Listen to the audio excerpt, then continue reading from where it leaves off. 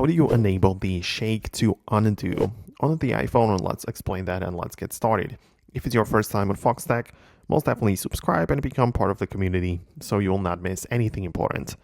You can open up the settings app like this and go to the accessibility section within your settings. Part of accessibility, you can find a touch section, and within the touch, you should be able to find the toggle upon scrolling down just a little bit, the title, which is titled Shake to Undo. And if you have that enabled, you can basically use your notes or some other places where you might be typing or performing some action, and then you can just shake your iPhone to get the pop-up asking you whether or not you want to undo your last action.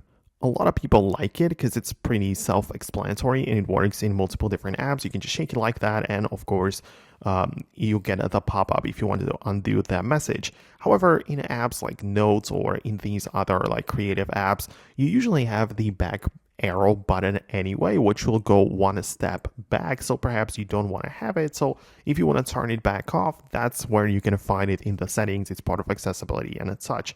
So that's just me quickly explaining to you how it works. If you appreciated this style of content, subscribe for more, hit the thumbs up if it worked for you, and I'll see you later in the next videos and tutorials like this one.